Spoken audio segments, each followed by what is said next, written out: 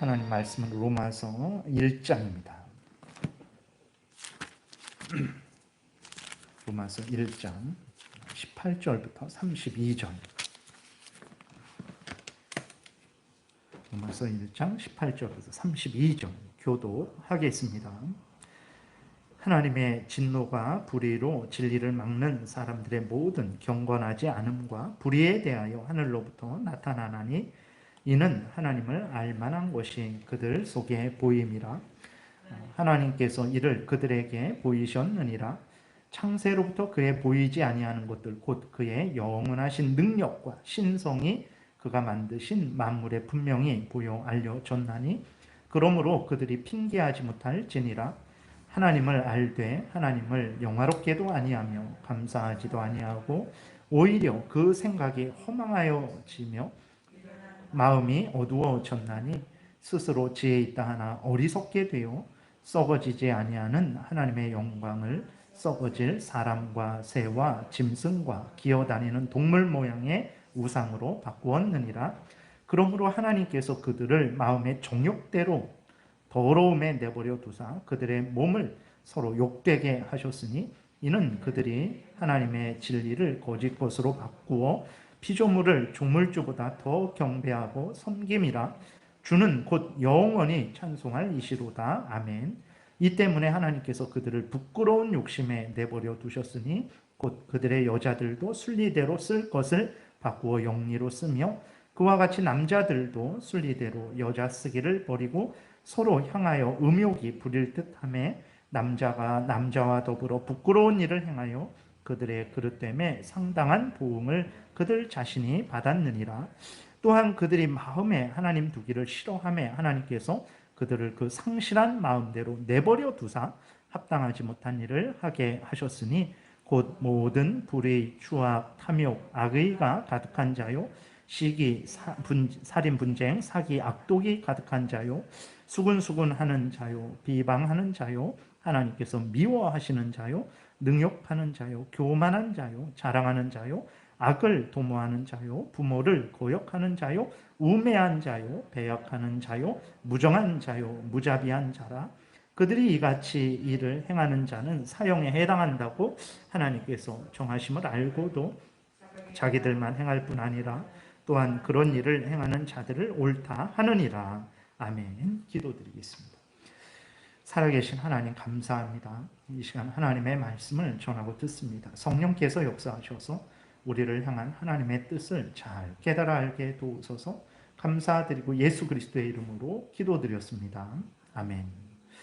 예, 오늘은 이제 섭리 또 6항과 7항을 살펴보겠습니다. 그래서 오늘 본문을 읽었는데 하나님이 하나님을 거역하는 자들, 하나님을 대적하는 자들, 자기 탐욕을 따라서 살아가고자 하는 자들에게 하나님께서 형벌하시는 내용이 기록되어 있습니다. 그래서 18절에서도 하나님의 진노가 나타나는데 아무 죄도 없는 사람들에게 하나님의 진노가 나타나는 게 아닙니다. 불의로 진리를 막는 사람들의 모든 경건하지 않음과 불의에 대하여서 하나님의 진노가 하늘로부터 나타나는 거예요. 우리가 이것을 분명히 깨달아 알아야 됩니다. 그래서 이제 19절부터는 이제 하나님을 알만한 것이 이 천지 만물 또 자신을 통해서 또 자신의 모든 인간의 양심에 하나님의 법이 있고 또 하나님을 알만한 것을 하나님이 나타내셨어요. 하나님의 능력과 신성을 드러냈어요. 근데 그 능력과 신성을 통해서 신이 있다라는 것을 그들이 깨달아 알면서도 하나님께 감사하지 않습니다. 자기 자원에서 하나님을 알려고 하지도 않고 하나님께 감사하지도 않고 오히려 하나님을 모독하는데 어떻게 모독하냐 그랬을 때에 23절에 보게 되니까 썩어지지 아니하는 하나님 영광을 썩어질 사람과 새와 짐승과 기어다니는 동물 모양의 우상으로 바꿨다라는 거예요. 예를 들어서 모독하는 거죠. 그러니까 우리들을 어떤 사람이 우리들을 그림으로 그린다고 해놓고 그림을 그리고 있어요. 그래서 나중에 보니까 돼지를 그려놨어요. 그럼 우리를 모독하는 거죠. 그러니까 마찬가지입니다. 하나님의 영광, 능력, 신성이 나타났는데 그걸 하나님께 올바로 돌려야 되는데 그들이 그 하나님의 영광과 능력을 보고서는 어떻게 하냐면 이런 짐승, 사람의 모습 아니면 기어다니는 동물, 그 뭐 뱀이나 뭐 이런 것들이 하나님이다. 이것에 이 동물의 영광이 이 하늘 천지 만물에 나타났다. 그러니까 하나님을 모독해도 그렇게 모독하는 게 아니죠. 그러니까 우리들을 돼지로 그려도 우리들을 모독하는 건데, 살아계신 하나님을 뱀으로, 뭐 소로, 아니면 뭐 해와 달로 그렇게 바꾸어 버리는 거예요. 그것은 하나님을 아주 모독하는 거죠. 그러한 악한 그러한 죄인들에 대해서 하나님께서 이제 형벌을 하십니다. 근데 그 형벌하시는 것이 아주 특이해요. 그러니까 우리들은 하나님이 형벌을 하실 때에 어떻게 생각합니까? 하나님이 악인들에게 형벌하실 때에 하나님이 형벌하셨구나 이렇게 인정하는 정도는, 이제 어떤 사람이 악을 행했어요. 그러다 길을 가다가 마른 하늘에 날벼락이 떨어져 갖고 죽었어요. 그때 그런 걸 봐야 하나님한테 천벌 받았구나 뭐 이렇게 이야기를 하죠. 아니면 어떤 사람이 몸이 아파 죽던지, 아니면 재산을 다 잃어버리든지 그렇게 해야 이제 하나님으로부터 벌 받았구나라고 이런 생각을 합니다. 근데 오늘 본문에 보게 되니까 하나님이 형벌하시는데 우리들이 일반적으로 생각하는 차원으로 형벌하시지 않습니다. 물론 성경에 보게 되면 그 즉시로, 예를 들어서 그 민수기에 보게 되면 고라 일당들이 이제 하나님을 대적하죠. 하나님이 세우신 질서를 대적합니다. 그러니까 하나님이 그 즉시로 이제 땅이 갈라져서 그 땅에 삼킴을 당해서 뭐 죽게 하시기도 하고, 또 나답과 아비후가 하나님이 명령한 불로 하나님께 드리지 않았을 때 하나님께서 직접 불을 보내셔서 그 나답과 아비후를 불살르시기도 하는 그러한 아주 특별한 그러한 일들도 행하시는데, 그렇지 않습니다. 그렇게 하나님이 그렇게도 벌하시지만 우리가 생각하는 것과 전혀 다르게 형벌을 하시는 것을 우리가 또 오늘 본문을 통해서 보게 됩니다. 그래서 우리들이 하나님이 형벌하시는 것에 대해서 잘 알아야 돼요. 그러지 않으면 우리는 하나님이 형벌하고 계신데도 불구하고 하나님 이게 무엇입니까? 도대체 이 세상을 살펴보기는 하시는 것입니까? 의인들을 하나님께서 보살피고 계신 것입니까? 악인들을 형벌하고 계시는 것입니까?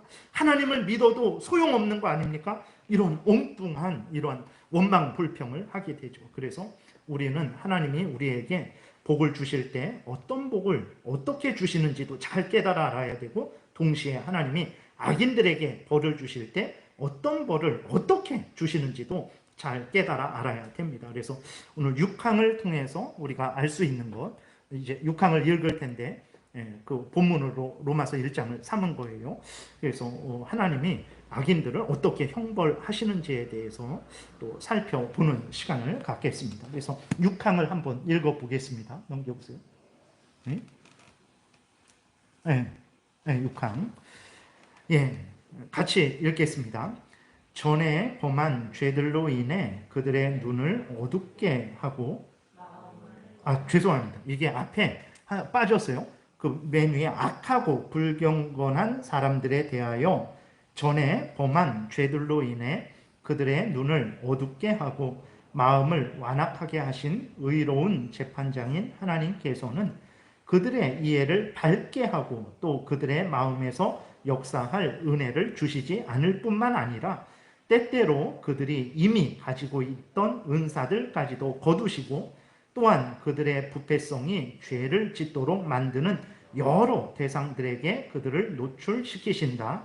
그리고 하나님은 악인들 자신의 탐욕과 세상의 유혹과 사탄의 능력에 그들을 넘겨주신다. 그것에 의하여 하나님이 다른 사람들의 마음을 부드럽게 하기 위해 사용하시는 수단들에서조차 그들은 자기 자신을 강팍하게 하신다. 좀 자세하게 살펴보겠습니다. 먼저 이렇게 처음에 보게 되면 전에 범한 죄들로 인해 그들의 눈을 어둡게 하고 마음을 완악하게 하신 의로우신 재판장인 하나님께서는 이라고 이렇게 기록이 되어 있죠. 그 책 6항에 거기 그게 이게 첫 번째 말인 거예요. 제가 갑자기 다른 것을 요약을 해놓은 것을 쓴 건지.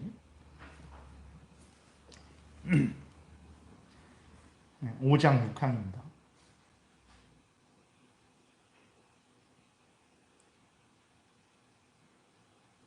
첫 문장이 뭐예요?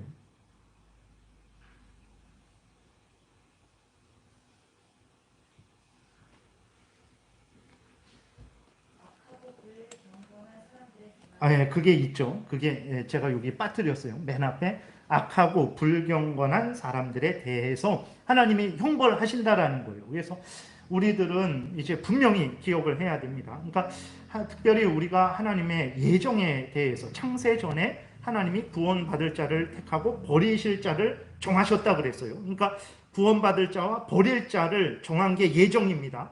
구원받을 자만 정한 게 아니에요. 버림받을 자도 정했어요. 근데 그렇게 되면 우리는 불평을 합니다. 아니, 죄를 짓지도 않았는데 왜 버리려고 정하십니까? 그건 하나님의 뜻이에요.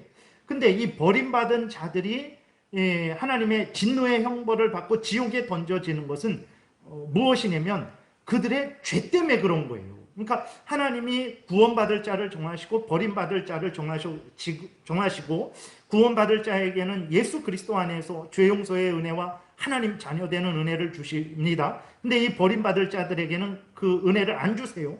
그리고 이들은 지옥불에 하나님께서 던져 넣으시는데 이들을 지옥불에 던져 넣으실 때 이 버림받은 자들이 아무런 죄도 짓지 않았는데도 불구하고 지옥불에 던져 놓는 게 아니에요.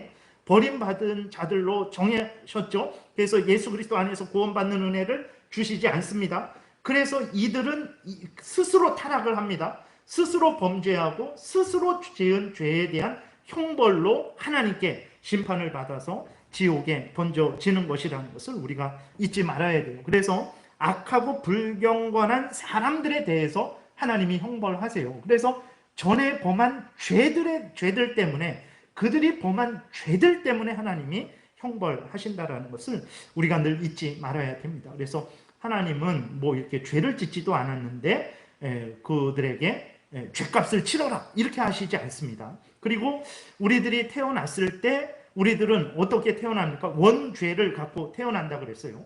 아담이 범죄에서 아담이 죄로 오염되고 부패되었고 그 다음에 죄에 대한 책임을 가졌어요. 근데 그 아담이 범죄에서 부패되고 죄에 대한 책임을 가진 것이 아담에게만 있는 게 아니라 아담은 모든 인류의 대표이기 때문에 모든 후손들도 그 대표인 아담의 그 부패성과 죄책을 물려받고 태어납니다.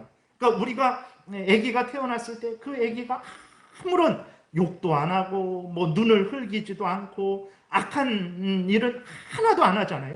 그런데도 불구하고 그렇게 사랑스러운 아이인데도 불구하고 그 아이는 아담의 부패성을 타고난 거예요.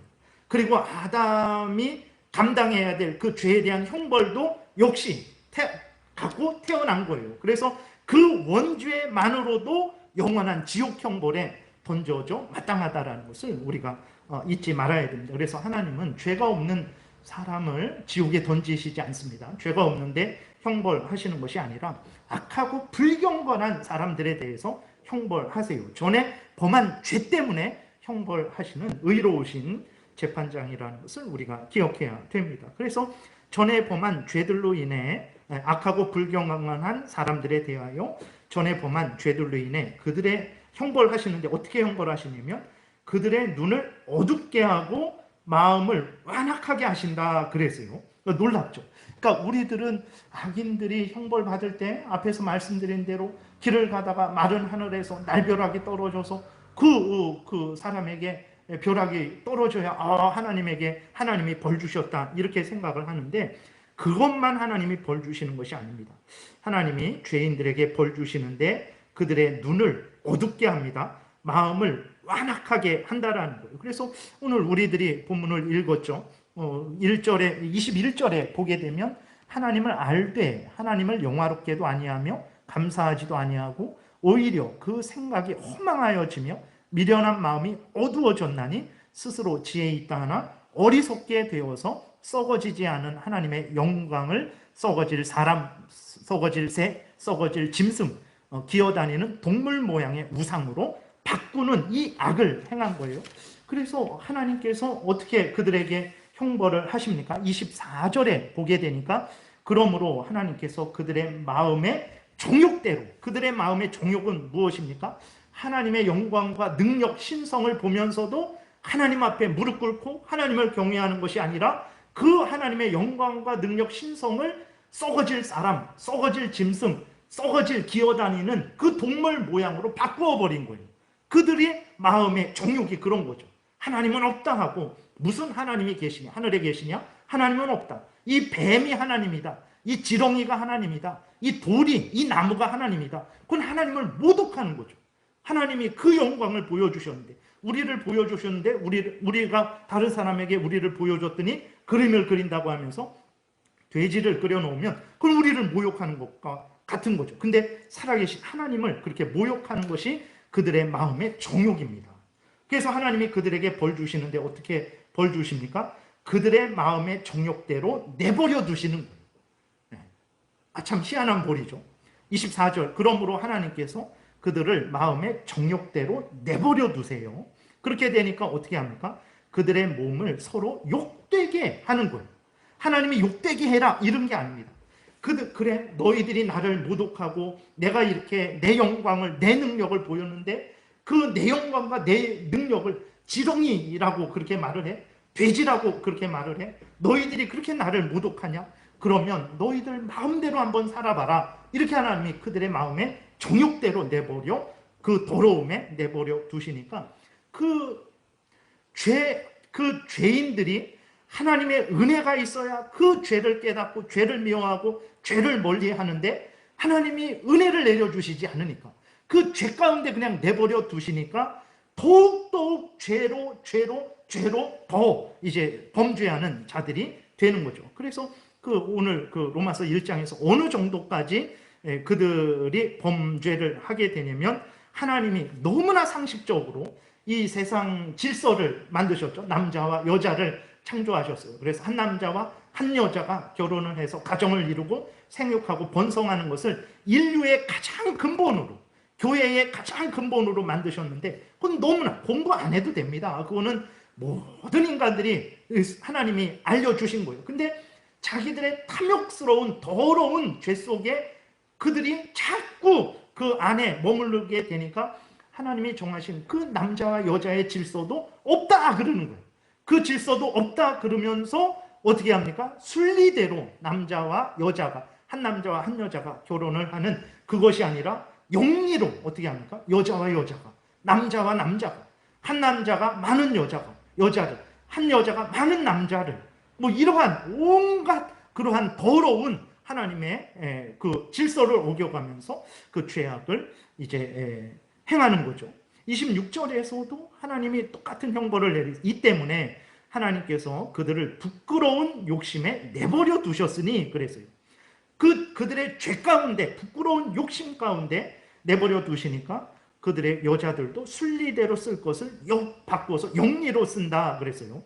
28절에 또한 그들의 마음에 하나님 두기를 싫어하매 하나님께서 그들을 상실한 마음대로 내버려 두사, 24절 마음의 정욕대로 더러움에 내버려 두사, 26절 부끄러운 욕심에 내버려 두사, 28절 하나님께서 그들을 상실한 마음대로 내버려 두사, 다 인간의 죄 가운데 내버려 두시는 거예요. 그렇게 되니까 그들은 갈수록 더욱 자기 죄 속에 이제 더 깊이 들어가서 더 담대히, 더 악하게, 더 많은 죄를 짓는 거죠. 근데 그게 형벌이라는 거예요. 우리는 그걸 형벌로 보지 않죠. 악한 사람이 더 악해지는 거예요. 그래서 더 악을 행하는 거예요. 그럴 때 우리는 그걸 보면서 도대체 하나님은 어디 계십니까? 지금 이 세상을, 지금 나의 이 형편 사정을 살펴보고 계십니까? 북한의 김정은 같은 경우 보게 되면 더 악해지잖아요. 예수 믿으라 그러면 더 화가 나서 그 예수 믿으라는 사람들을 더 악하게 죽여버리잖아요. 김정은이 더 악해집니다. 처음에 북한의 지도자로 이렇게 세워졌을 때보다 갈수록 더 많은 사람들을 죽이고 더 많은 그런 악행을 저지르잖아요. 그럴 때 우리는 그걸 보면서 도대체 하나님은 왜 저 사람을 형벌하시지 않을까? 왜 하나님은 저 사람을 제재하시지 않을까? 우리는 그렇게 생각하는데, 김정은이 더 악하게, 더 담대히, 더 많은 죄를 범하는 그게 형벌입니다. 왜 그러냐면 그 사람은 거기에서 빠져나올 수가 없는 거예요. 죄 가운데 때가 되면 그 죄 가운데 멸망을 받는 것이기 때문에 그렇습니다. 그래서 앞에서도 우리가 말씀드렸던 대로 우리는 마른 하늘에서 날벼락이 떨어지는 것만 하나님의 형벌로 생각하는데, 오늘 본문에서 하나님이 형벌하시는 것은 그 악한 죄성 가운데, 그 정욕 가운데, 인간의 더러운 탐욕 가운데 그냥 내버려 두시는 거예요. 그러니까 그 사람은 더 범죄하게 되고 결국은 그 죄 속에서 멸망을 당하게 되는 거죠. 이것도 하나님의 형벌이라는 것을 우리가 분명히 기억을 해야 됩니다. 그럼 보세요, 여러분. 악한 사람들이 벌받지 않고 잘 형통하잖아요. 악한 사람들이 더 악을 행하잖아요. 그래서 더 형통하고 더 부자가 되잖아요. 그게 형벌입니다. 그들은 그게 죄인지 모르고 계속 그 죄악을 행하는 거예요. 때가 되면 하나님께서 그들을 심판하시는 거예요. 네. 그래서 우리들은 그런 걸 보면서 하나님은 살아계신가, 이것을 알고나 계신가, 이런 원망 불평을 하는데, 하나님이 그렇게 형벌하신다라는 것을 깨달을 때 정말 온 세상에 하나님께서 그 하나님의 공의로운 손길로 심판하고 계시다라는 것을 우리가 알 수 있죠. 그 다음에 6항 그 두 번째 이렇게 보면, 다시 앞에, 두 번째 문단 보면 또 하나님께서 그 범죄한 자들의 눈을 어둡게 하고 마음을 완악하게 하시잖아요. 그 다음에 재판장이신 하나님께서는 그들의 이해를, 그러니까 범죄한 자들의 이해를 밝게 하고 또 그들의 마음에서 역할할 은혜를 주시지 않는다 그랬어요. 그러니까 죄인들은 더 죄로 이제 빠지게 되는 거죠. 그러니까 앞에서 말씀드린 대로 하나님의 은혜가 있어야 마음이 밝아집니다. 우리의 눈이 밝아지는 거예요. 우리 귀가 열려지는 거예요. 내가 잘나서 깨닫는 게 아닙니다. 내가 잘나서 옳고 그름을 보는 게 아니에요. 내가 잘나서 그 어떤 말을 들었을 때 이것이 틀린 말인지 맞는 말인지 그건 내가 깨닫는 게 아닙니다. 어떻게 깨닫는 것입니까? 하나님이 나에게 은혜를 주셔서 그런 거예요. 보는 눈과 듣는 귀와 깨닫는 마음을 주셨기 때문에 내가 보고 저건 옳은데 저건 틀린데, 내가 듣고 이것은 잘못된 말인데 이것은 옳은 하나님의 말씀인데, 그런 것을 깨닫는 거예요. 근데 하나님께서 죄인들에게 벌 주실 때 어떻게 합니까? 이러한 은혜를 주시지 않는 거예요. 그렇게 되니까 그 죄인들은 더더욱 어리석어지는 거예요. 날이 갈수록 더 하나님은 없다 그러는 거예요. 우리는 더 악해지는 것을 보면서 하나님이 그를 내버려 두신 것 같고 심판하지 않는다라고 생각했지만, 오히려 그것이 그들의 죄 가운데에서 멸망하도록 하나님이 진노를 내리고 계신 거예요. 무서운 진노죠. 그거보다 무서운 게 어디 있습니까? 차라리 돌덩이가 떨어져서 정말 내 몸이 깔려서 내 몸이 부서지면 그것으로 인해서 인생이 뭔가, 내가 이렇게 살아야 되는가, 내가 산 것이 잘못된 것인가, 이렇게 깨달을 거예요. 그렇게 하면 돌이킬 수 있겠죠. 근데 계속해서 악을 행하는데 도둑질을 해도 이제 걸리지 않아요. 그래서 바늘도둑이 소도둑이 됩니다. 그 어떤 횡령을 했는데 한 몇만 원 횡령했는데 그게 이렇게 아무도 몰라요. 그러니까 몇십만 원, 몇백만 원, 몇천만 원, 몇억 원 이렇게 횡령을 하게 되는 거예요. 그랬을 때 우리는 그런 것들을 보면서 하나님이 왜 악인들을 벌 주시지 않을까 그랬지만, 그게 그들의 죄 가운데 멸망하게 하는 하나님의 무서운 진노의 형벌이라는 것을 우리가 성경을 오늘 통해서 확인하게 되죠. 정말 그런가? 정말 그렇습니다. 신명기 29장 4절 넘겨보세요. 이렇게 보게 되면 신명기 29장 4절에 이렇게 기록되어 있습니다. 그러나 깨닫는 마음과 보는 눈과 듣는 귀는 오늘 여호와께서 너희에게 주시지 아니하셨느니라. 하나님께서 이스라엘 백성들을 이제 향해서 이렇게 모세를 통해서 모세가 이스라엘 백성들을 책망하는 거예요. 그러니까 깨닫는 마음, 보는 눈, 듣는 귀, 우리가 하나님의 말씀을 보고 깨닫고 하나님의 말씀을 듣고 깨닫고 내가 죄인이구나, 하나님이 정말 은혜를 내려주셨구나, 하나님만이 참된 신이구나, 예수 그리스도만이 구주시구나, 내가 그럼 예수 그리스도를 더 의지해야 되겠구나, 예수 그리스도를 증거해야 되겠구나, 하나님 말씀 따라 살아야 되겠구나, 하나님이 깨닫는 마음과 듣는 귀를 주셔서 그런 거예요. 근데 그것을 주시지 않으니까 죄인들은 더 어둠 속에, 더 죄 가운데 살아가게 되는 거죠. 그래서 여러분 우리도 마찬가지예요. 신앙생활 하다가 하나님 앞에서 하나님 말씀을 따르는 그러한 신앙 생활이 이전보다 덜해진다면, 예, 거기에 관심이 덜 갖게 되고 열심히 식어지게 되고 그 하나님을 향해 더 나아가지 않고 하나님의 말씀을 이전보다 덜 깨닫고 덜 좋아하게 되고, 그거 좋은 게 아닙니다. 아, 이제 자유다. 이제는 교회에 얽매이지 않고 내 마음대로 좀 살아갈 때가 됐구나. 그거 아니에요. 그거는 어떻게 말하면 하나님이 나에게 징계하시는 것일 수도 있어요. 그래? 네가 그렇게 네 마음대로 살기를 원하느냐? 한번 너의 마음대로 살아봐. 내 은혜를 부담스러워하고 지겨워하느냐? 그래, 내 은혜가 없을 때 너가 어떻게 되는지 한번 너 경험해 볼래? 라는 하나님의 채찍일 수도 있다는 것을 우리가 기억해야 됩니다. 그래서 이제 보세요. 여기 그 두 번째 거기에서도 하나님이 형벌할 때 그들의 이해를 밝게 하고 그들의 마음에서 역사할 은혜를 안 주셨기 때문에 죄인들이 더 죄에 빠지고 더 악을 행했잖아요. 그럼 우리에게는 은혜는 무엇입니까? 우리들의 마음을, 인간의 마음을 밝게, 이해를 밝게 하고 마음에서 역사하는 그 은혜가 있어야 되는데, 우리들도 죄인들과 같이 하나님에 대한 관심도, 사랑도, 열심도 식어진다? 그건 하나님이 벌 주시는 겁니다. 우리는 그걸 벌 주는 것으로 생각을 안 하죠. 이제야 자유를 얻었다라고 생각을 하는데 벌 주시는 거예요.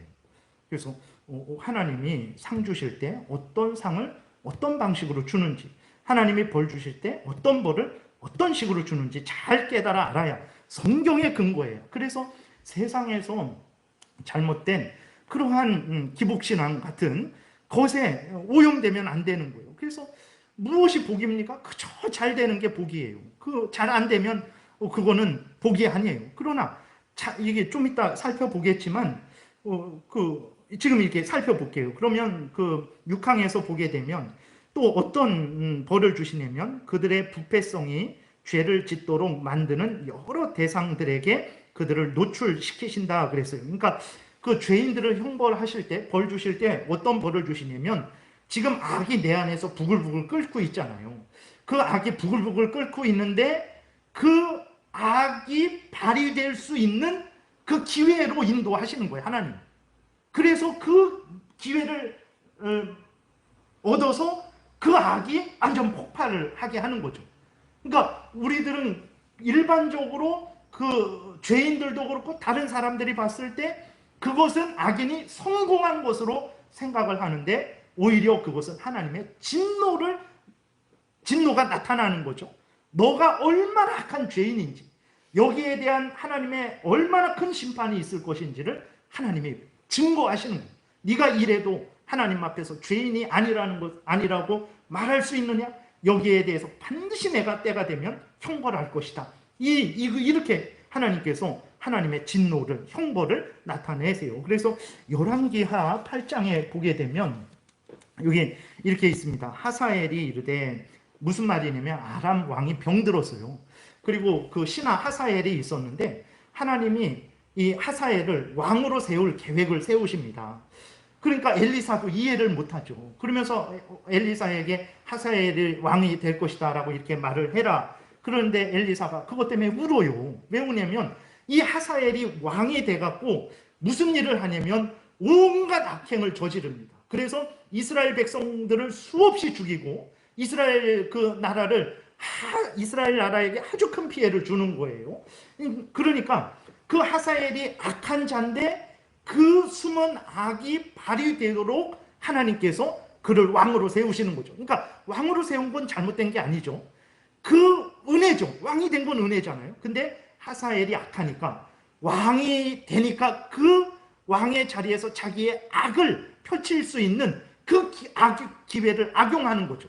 그러니까 그랬을 때 우리는 하사엘이 성공했다라고 보지만 하나님 앞에서 하나님의 눈으로 봤을 때에는 그 하사엘은 이제 변명할 수 없는 자기의 죄악에 대해서 스스로 증거하는 하나님의 심판을 받을 수밖에 없는 그러한 이제 처지가 되어 버리는 거죠. 그래서 열왕기하 8장 12절에 하사엘이 이르되 내 주여 어찌하여 우시나이까 하는지라 대답하되 내가 이스라엘 자손에게 행할 모든 악을 내가 알미라.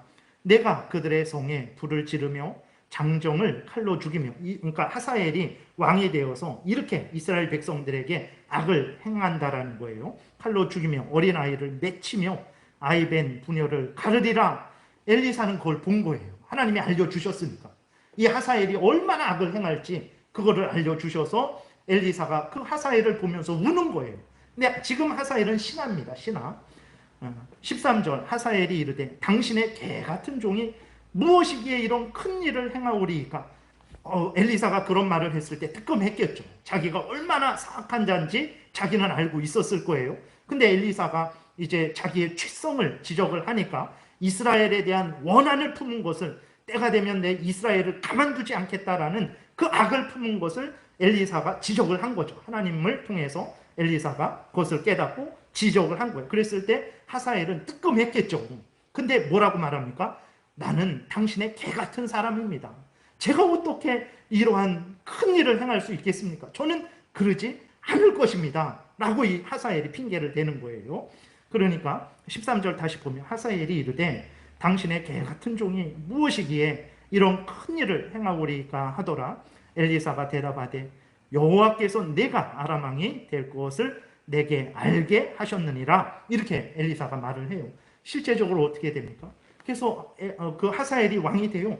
왕이 되자마자 이제 엘리사가 말한 대로, 하나님이 알려주신 대로 그 자기에게 그 숨기고 있었던 그 악을 이제 밖으로 드러냅니다. 그래서 이스라엘을 침공해서 이스라엘 성을 불사르고 이스라엘 장정들을 칼로 죽이고 이스라엘의 어린아이를 맺혀서 죽이고 아이벤 부녀를 배를 갈라 죽이는 그 악을 행합니다.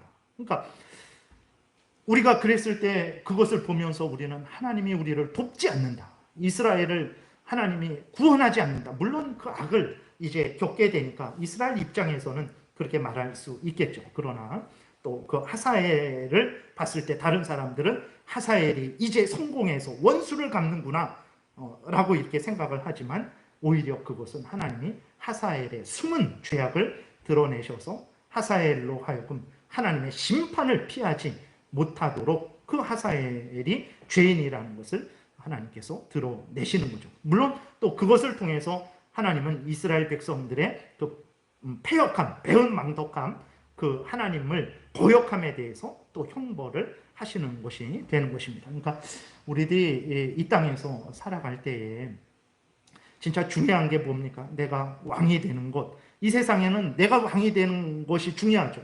내가 왕이 되지 않는 것 때문에 목숨을 잃습니다. 이 세상에서는 내가 부자가 되는 것 중요하죠. 근데 돈이 없으면 자살하는 사람들이 얼마나 많습니까? 그건 중요한 게 아닙니다. 왕이 되는 것 중요한 거 아닙니다. 내가 신하가 되는 것, 농부가 되는 것, 그거 중요한 게 아니에요. 내가 부자가 되는 것, 그것도 중요한 거 아닙니다. 내가 가난한 사람이 된 것, 그것도 중요한 게 아니에요. 무엇이 중요합니까? 어떤 형편, 처지이든지 죄를 미워하고 멀리하고 버리고 하나님을 사랑하고 경외하고 하나님의 명령을 따라 살아가는, 그게 중요한 거예요. 하사엘이 왕이 되지 않았으면 오히려 그의 죄는 더 작았을 거예요. 물론 하나님 앞에서 형벌을 받겠죠. 그러나 더 큰 형벌을 받지 않았을 것입니다. 차라리 왕이 되지 않는 게 하사엘에게는 더 좋은 거예요. 근데 세상에서는 왕이 된 걸 좋아하잖아요.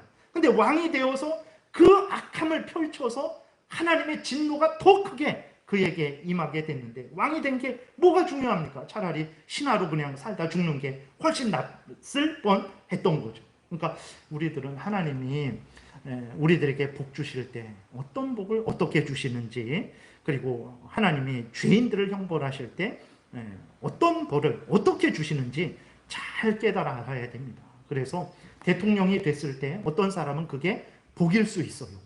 근데 대통령이 됐는데 어떤 사람은 그게 하나님의 진노의 저주일 수도 있는 거예요.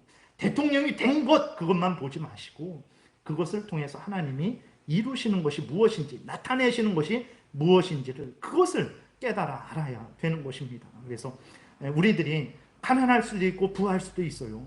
중요한 건 가난하고 부하고가 아닙니다. 가난해도 문제 안 돼요. 왜냐하면 하나님께서 때마다 일마다 일용할 양식, 하나님의 영광을 드러낸 모든 것들을 다 채워주신다라고 약속하셨기 때문에 내가 지금 주머니에 없어도 됩니다. 하나님이 그때에 필요한 만큼 주실 거예요. 그렇기 때문에 내가 지금 갖고 있든지 가지고 있지 않든지 그건 중요한 게 아니에요. 중요한 것은 이런 형편 저런 형편이든 간에 하나님을 경외하고 하나님의 영광을 드러내고 하나님의 뜻대로 살아가는 이것이 중요하다는 것을 우리가 분명히 기억을 해야 되는 것입니다. 그래서 우리가 악인의 형통을 부러워해서는 결코 안 돼요. 악인의 부함을 부러워해서는 안 됩니다. 악인의 건강함을 부러워해서는 안 돼요. 하나님의 진노가 임하고 있는데 그것을 왜 부러워합니까? 지옥으로 달려가고 있는데 그것을 왜 부러워합니까? 사탄의 종로로 타고 있는 것을 왜 부러워합니까?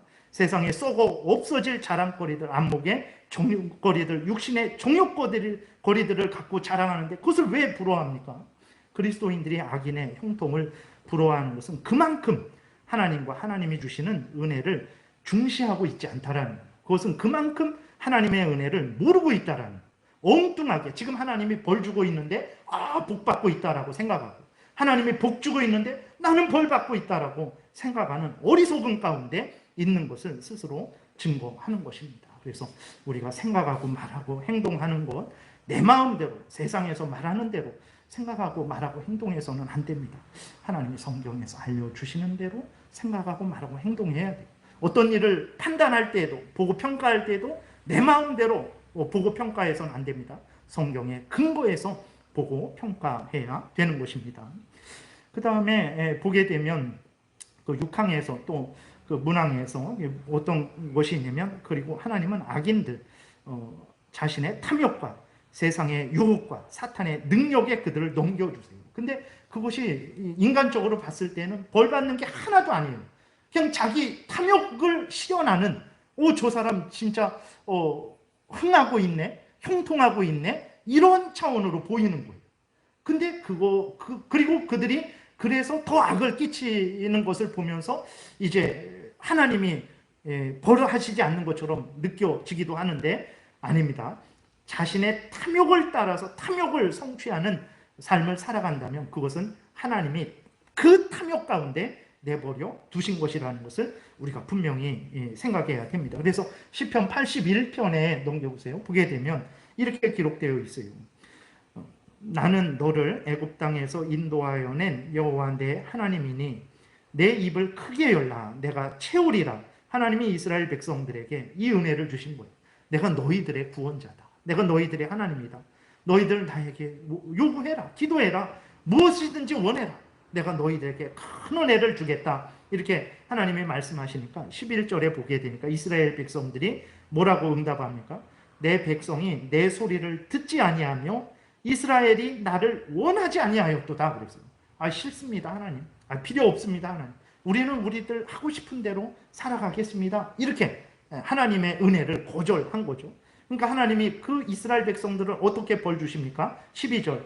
그러므로 내가 그의 마음을 이스라엘 백성들의 마음을 완악한 대로 내버려 두어 그들의 임의대로 행하게 하였다 그랬어요. 어떤 사람이 하나님의 말씀을 따라서 생각하고 말하고 행동하지 않고 자기 마음대로 생각하는 대로 하고 싶은 대로 살아가고 있다면 하나님이 그를 내버려 두신 거예요.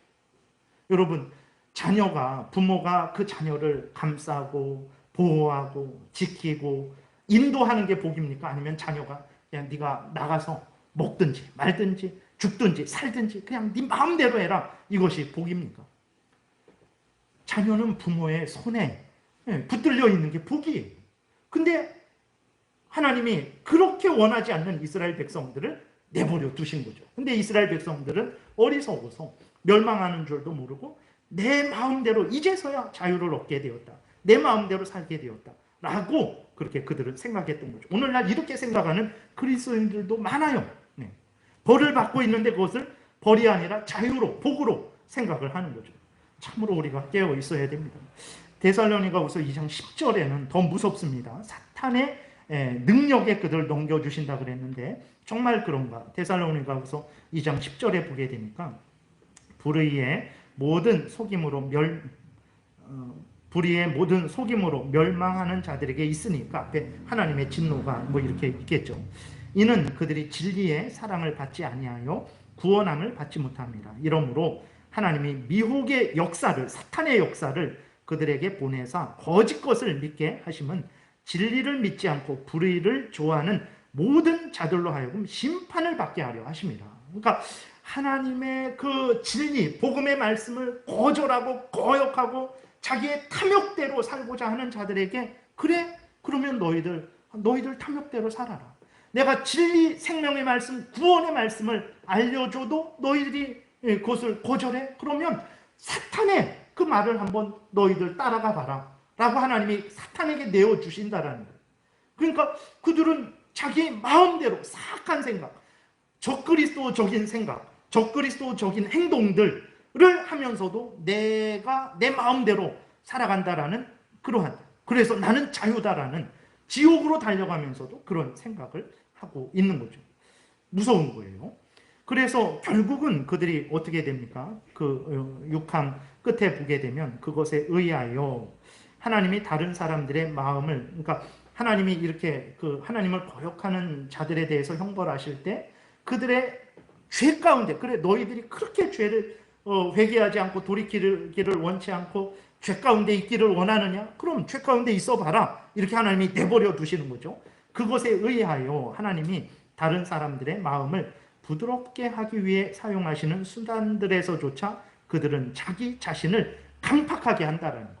하나님이 죄 가운데 내버려 두시니까 하나님이 은혜 주시려고 주신 그 은혜가 오히려 그들에게는 더 죄 가운데로 치닫게 하는 그러한 죄악을 스스로 강팍게 만든다라는 거예요. 그래서 정말 그런가? 그렇습니다. 출애굽기 7장 3절에 보게 되면 내가 바로의 마음을 완악하게 하고 내 표징과 내 이적을 애굽 땅에서 많이 행할 것이나, 그러니까 하나님께서 바로 앞에서 그 하나님의 놀라운 이적을 많이 행하겠다라고 이렇게 말씀을 하세요. 근데 어떻게 됩니까? 바로는 더 그 하나님의 그 능력을 볼 때마다 더 악해져요.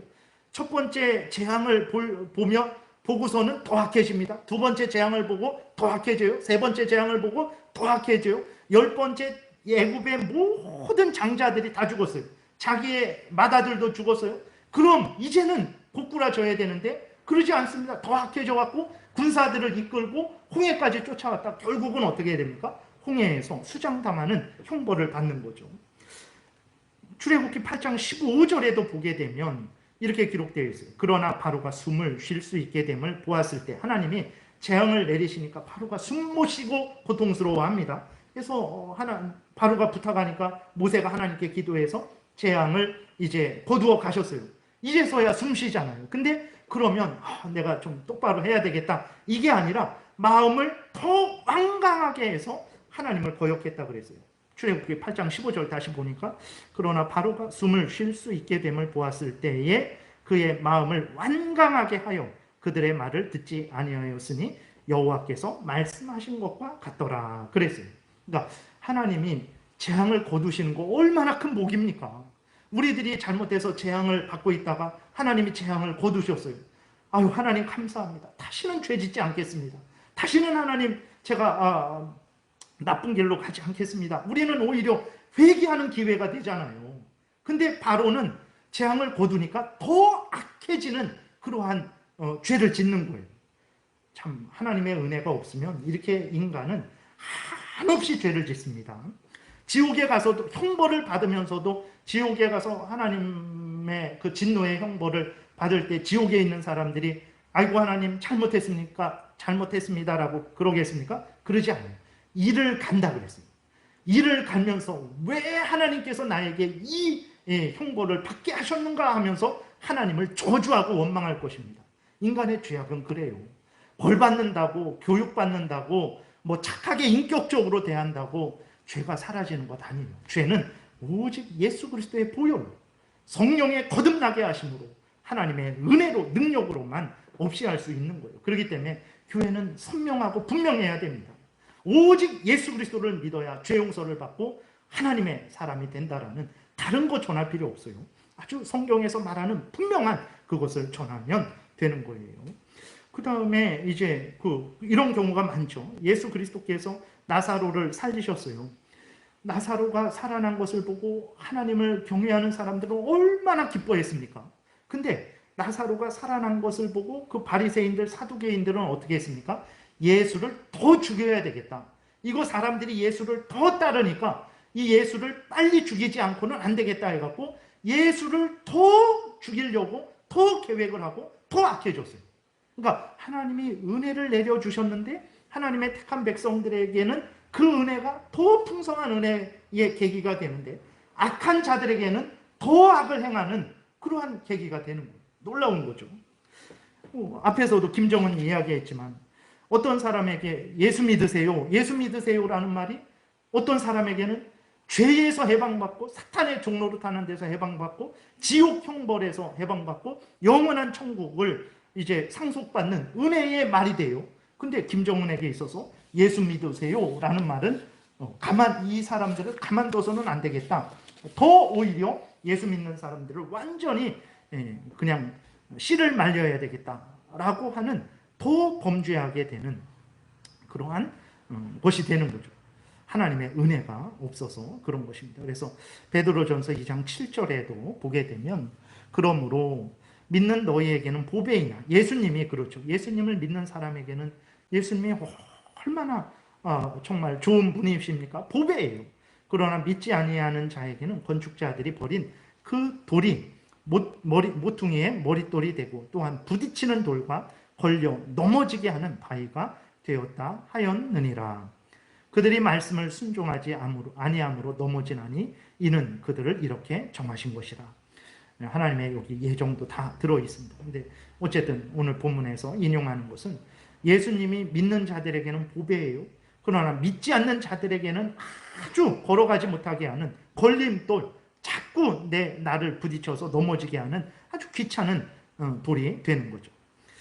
그 다음에 6항에서는 이렇게 하나님이 벌을 주실 때, 악인들에게 벌을 주실 때 이러한 차원으로 그들의 죄악 가운데 내버려둬서 그 죄악에 더 빠지게 하시는 거죠. 그 죄악에서 꺼내주시지 않는 거예요. 죄는 그들이 짓는 것입니다. 근데도 그들은 그것을 더 좋아하고 더 즐기고 스스로 더 범죄하게 되는 거죠. 무서운 하나님의 형벌이죠. 7항에서는 이제 무엇을 이야기하냐면 하나님이 모든 섭리하시는 목적이 무엇인지, 그 섭리의 목적은 바로 교회를 위해서, 교회의 유익을 위해서 섭리하시는 것이다. 그러니까 하나님이 모든 천지 만물을 손에 쥐고 주관하시고 다스리시는데 그 목적이 뭐냐? 그랬을 때 교회를 위해서라는 거예요. 그러니까 하나님이 오늘도 해가 뜨게 하시고 또 바람이 불게 하시고 구름이 있게 하시고 비가 내리시고 이 모든 일들을 하나님께서 주관하고 다스리시는데 왜 주관하고 다스리시냐? 교회를 위해서 그렇다라는 놀라운 고백이죠. 정말 그런가 살펴보겠습니다. 7항에 보게 되면 이렇게 우리 다 같이 읽겠습니다. 하나님의 섭리는 모든 피조물에게 미치는 것과 마찬가지로 가장 특별한 방법으로 그의 교회를 보호하시고 모든 일들을 교회의 유익이 되도록 처리하신다. 이렇게 기록이 되어 있어요. 그러니까 정말 그런가? 상식적으로 우리가 생각해 보면 되죠. 하나님이 창세전에 작정을 하셨어요. 모든 일을 계획하셨어요. 그 모든 일 안에는 이제 예정도 있죠. 구원받을 자를 정하시고 버림받을 자를 정하셨어요. 그 하나님이 창세전에 이제 구원받을 자를 정하시고 버림받을 자를 정하셨어요. 이 정하신 대로 이루시기 위해서 창조하셨어요.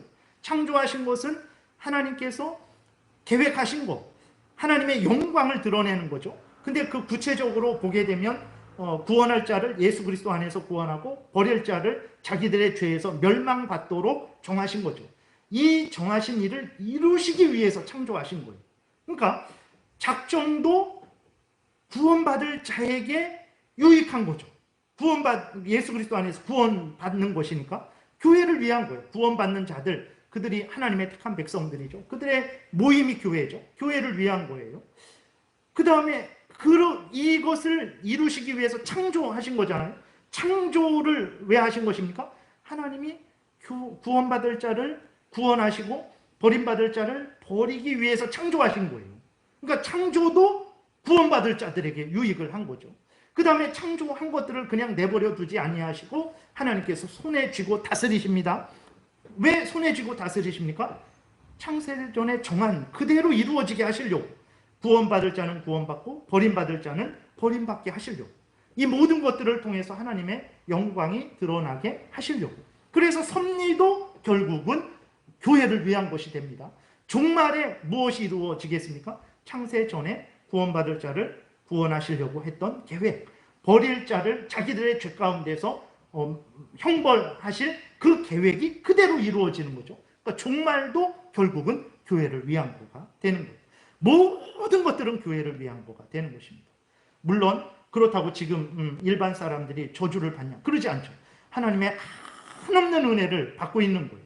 근데도 그들은 하나님께 감사하지 않고 내가 내 힘으로, 내 지혜로, 내 능력으로 얻은 것이다, 하나님은 없다 하고 계속 악을 행하고 있는 거예요. 근데도 하나님은 이 세상의 복을 그들에게 한없이 주고 있는 거예요. 놀라운 거죠. 정말 그런가. 그래서 보게 되면 디모데전서 4장 10절에 이렇게 기록하고 있어요. 이를 위하여 우리가 수고하고 힘쓰는 것은 우리의 소망을 살아계신 하나님께 둠이니. 그러니까 하나님이 이제 예수 그리스도께서 자기들을 일꾼으로 불러주셔서 자기들이 그 맡은 일에 대해서 힘쓴다라는 거예요. 바울이 이를 위하여 우리가 수고하고 힘쓰는 것은 우리 소망을 살아계신 하나님께 둠이니, 곧 하나님은 어떤 분입니까? 모든 사람, 특히 믿는 자들의 구주라는 거예요. 하나님은 믿는 자들의 구주십니다.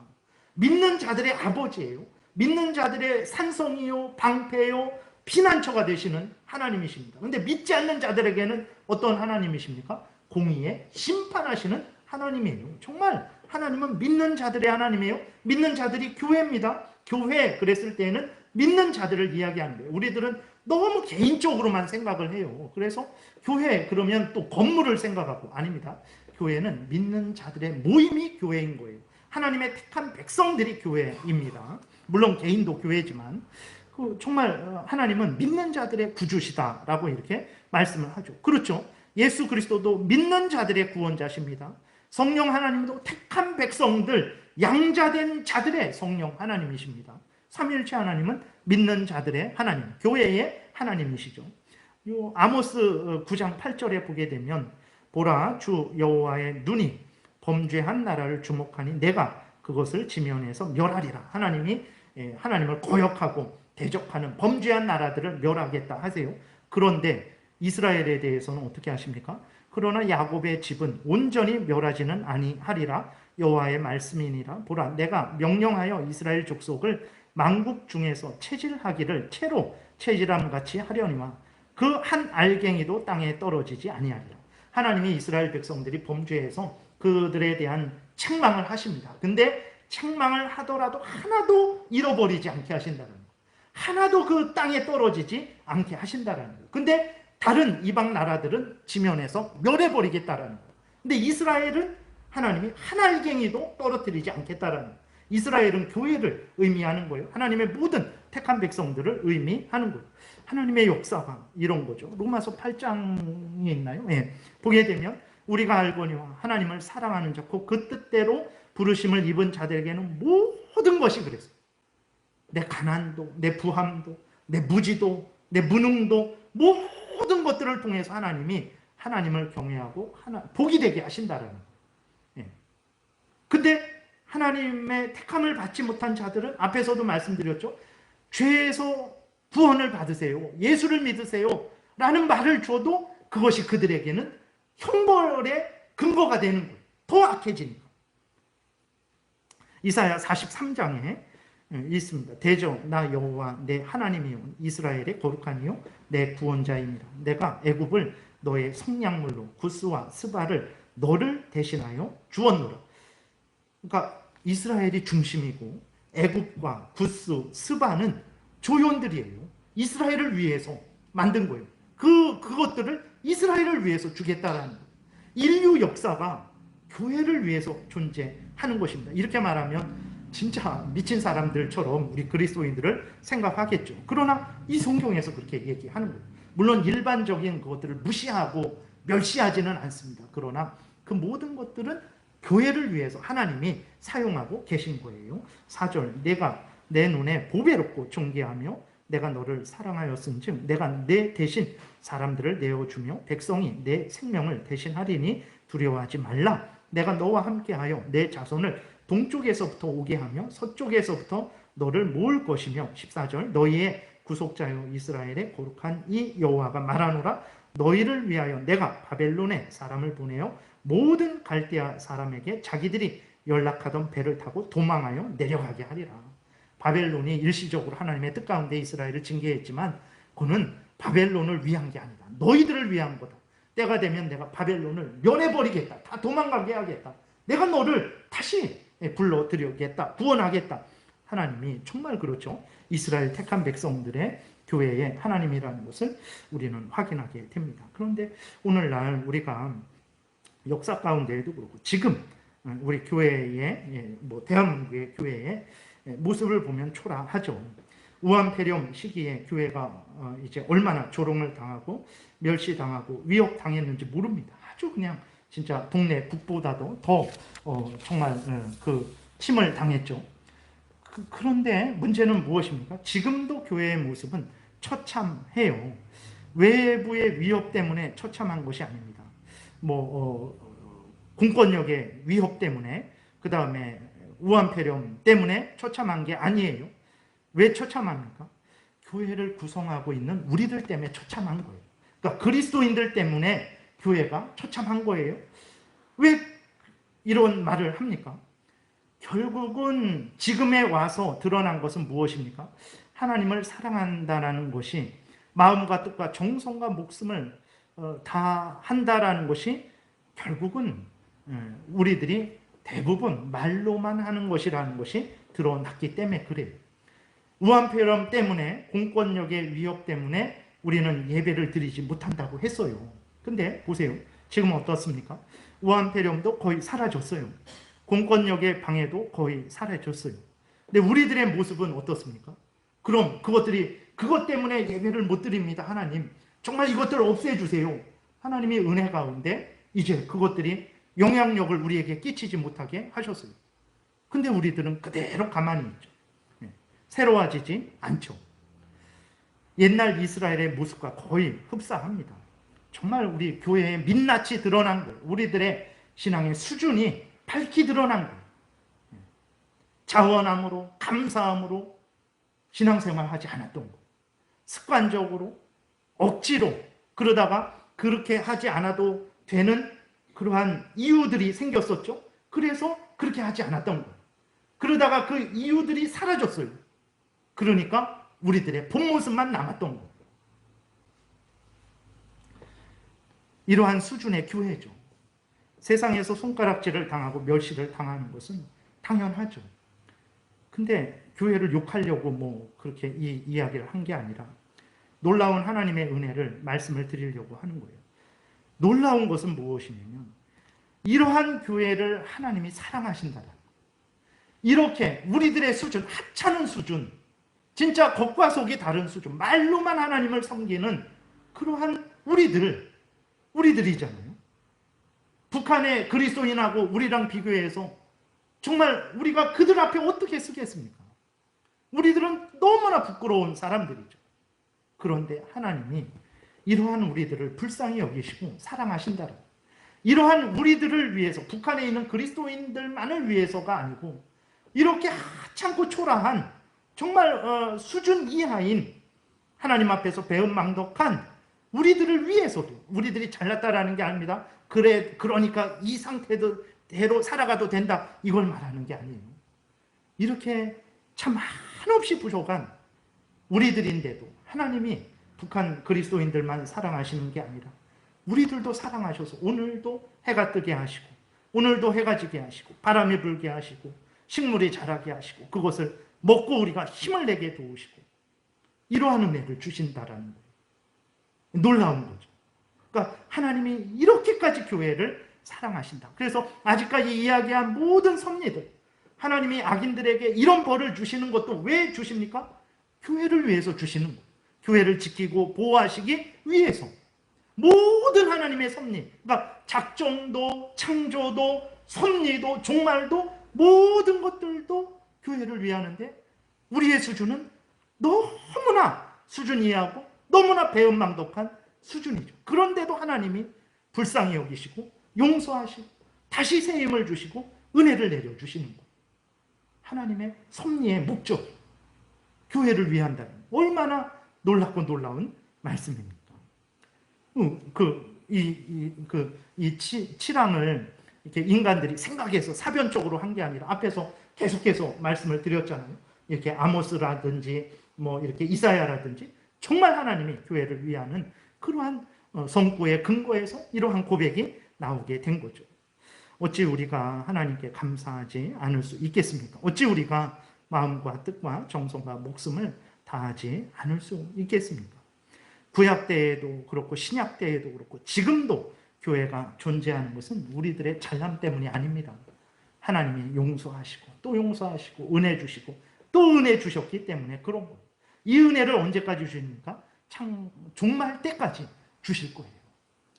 우리가 얼마나 큰 은혜를 지금 받고 있는 것입니까? 우리가 어찌 하나님을 향하여 마음과 뜻과 정성을 다하지 않을 수 있겠습니까? 여러분, 하나님이 교회를 향한, 우리를 향한 그 크신 은혜를 깨달아 하시기 바랍니다. 그 섭리의 손길을, 그 목적을 깨달아 하시고 더욱 하나님을 가까이 하시고 사랑하시고 의지하시고 하나님께 영광을 돌리는 인생을 살아가시기를 바랍니다. 기도드리겠습니다. 살아계신 하나님 감사합니다. 우리가 어찌 무슨 말을 하겠습니까? 하나님, 날마다 하나님의 크신 은혜를 더 깨달아 알게 하시고 그 섭리의 손길을 통해서 베푸시는 그 은혜를 깨달아 알게 하셔서 정말 하나님을 더 사랑하게 하시고 더 의지하게 하시고 더 가까이 하게 도우시고